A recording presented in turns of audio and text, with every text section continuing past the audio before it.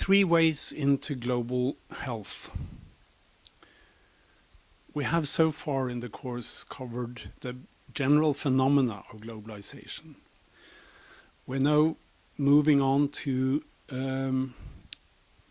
three approaches. Three could have been others, but three approaches to global health from the perspective of globalization.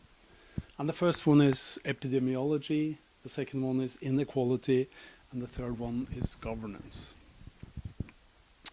Epidemiology is the science of the distribution of diseases and health in a society, usually in a certain population and mostly in nation states, in national populations. But there is also then a global approach to it, adding up the different health statistics and showing a map or a kind of a pattern in the world. Historical epidemiology is often described as transitions, and which is the very broad picture, and it differs from region to region and country to country. But the general description, sorry, is quite valid in most parts of the world, and that is that during the 19th century, in the 1800s, and up to, say, the First World War, the global health was characterized by a very high birth rate, a very high death rate, and especially infant mortality, and a fairly short life expectancy.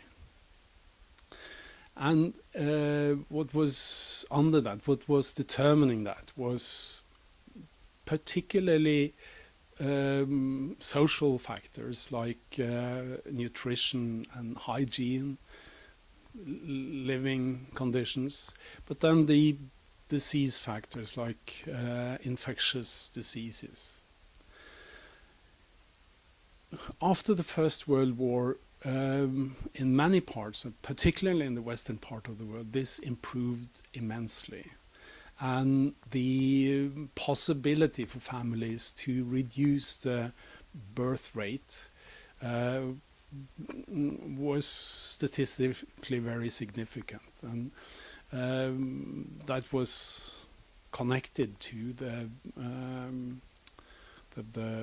death rate and particularly the infant mortality rate. And so life expectancy grew longer during the 1900s. And the importance of infectious diseases, which are closely connected particularly to hygiene, was reduced. Then towards the second half of the 1900s and into the 2000s, the lifestyle, we call, or the political correct term, I think, is non-communicable diseases. Diseases that we cannot directly relate to the environment and health determinants in the environment, but are connected to how we choose to live. And smoking, nutrition is parts of those choices that we make, to the extent that we have a choice.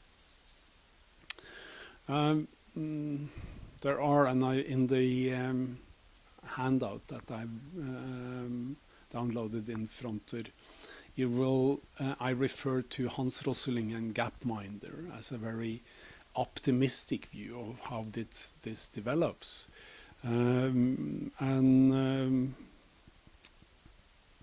Personally, I'm not so optimistic.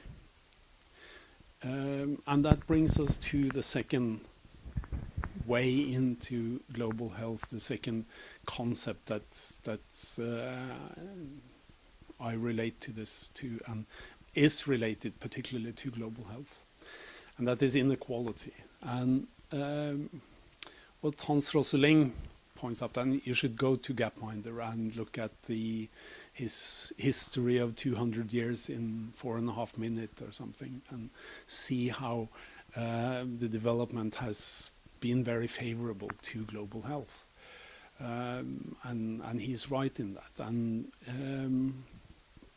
particularly the economists that over the last generation or two has promoted free market and liberal economy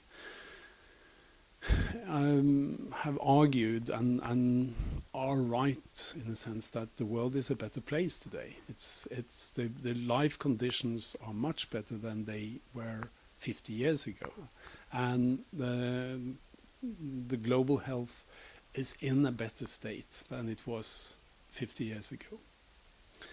Why I'm less optimistic is the fact that in this same period, the last 50 years, the inequality between in wealth and then resulting in inequality in health has increased.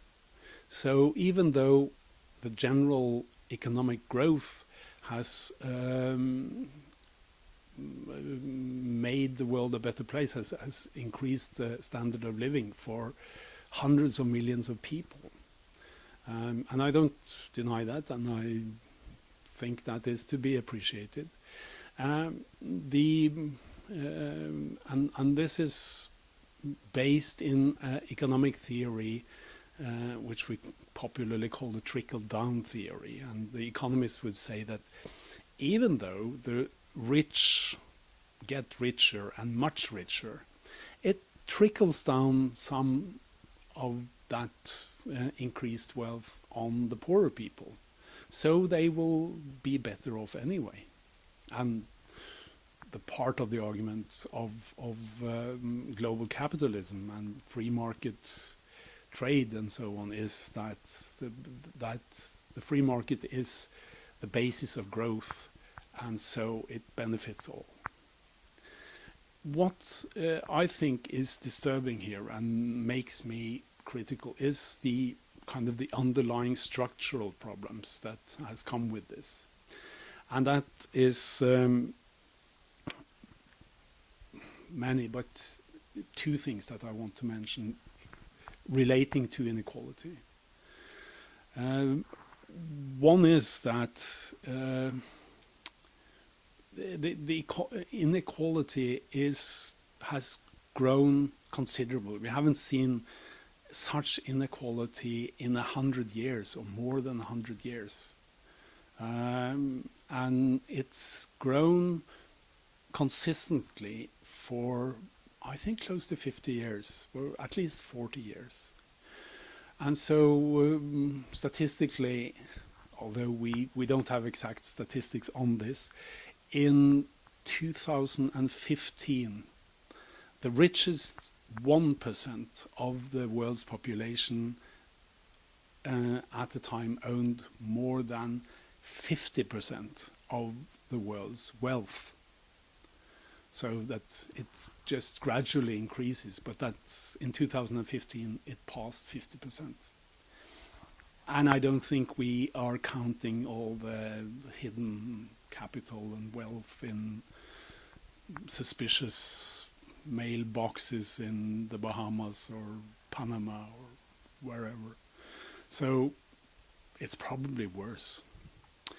The other problem connecting to this is that a lot of this wealth is not real in the sense, and that was pointed out by the economist Thomas Piketty in a book he wrote in 2013, but was based on many years of research, on a huge research program. And his point was that you have to differentiate between financial capital and industrial. We would call it industrial, but it is in the broader sense. It's about the production of goods and services. So all of it is not material in the sense that we can touch it, but it is the real wealth in that sense. So the growth of the production of the real wealth, when that is slower than the growth of financial capital, and it has been for many years, then the financial capital is based on a myth, on something that is not real. But that is totally possible in the global financial system. And so the 2008 crisis was, financial crisis, was a correction of that. But what came out of that was even more inequality. It was because the governments of the world couldn't let the banks, the big banks, fail, and so they had to kind of keep them floating, although they had lost a lot of money. And a lot of rich people lost a lot of money, I don't deny that. But a lot of other people, middle-class people, lost a lot of their pension savings, a lot of the wealth that they thought they had. And that's much worse for them than if you kind of own $3 trillion, it's not hurting so much if you lose one of them. But if your pension fund is reduced by a third or two-thirds, that hurts. And it did hurt a lot of people. Now, governance, the global ability to deal with structural problems like the inequality, the growing inequality. And the governance of global health has been connected to, or has been kind of run by the World Health Organization, the WHO, that was established as part of the United Nations in 1946. And the WHO has first and foremost monitored the global health and the situation in global health by epidemiological statistics. They have collected that, but also helped out and streamlined statistical material from the different countries in the world. But WHO has also been running campaigns, and I think the proudest moment of WHO was in, I don't know the exact date, but it was a particular day in, I think, the 1970s, when WHO could declare smallpox eradicated. And the last part, I heard a story about that in Ethiopia, where some people I worked with there remembered when they had detected what they found to be the last incidence of smallpox in some villages in rural Ethiopia, and kind of the helicopters took off and they vaccinated the whole area, and they contained the disease, and they eradicated it. So that was they have done a lot of good. Over the last 20 years, though, WHO, or maybe even 30 years, the WHO, the UN in general, in a way, but the WHO has not been adequately funded, I suppose, criticized for not being so well managed. It has lost its importance, and alternatively, some independent, although supported by governments, and private funds have taken over. So in the work with the HIV/AIDS epidemic, something called the Global Fund has been very important. In vaccinations, there is an alliance called the Gavi Alliance. Private funds by rich people like Bill and Melinda Gates. The Gates Foundation has been very operational in global health issues, and also the Clintons, the Clinton Foundation has been, but many others.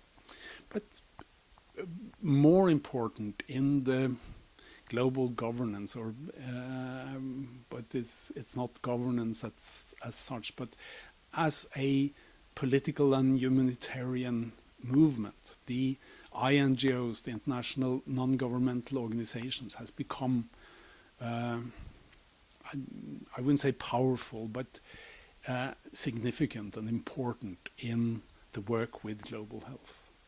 And we will come back to that when we will talk about in the next section about global systems of different types of systems.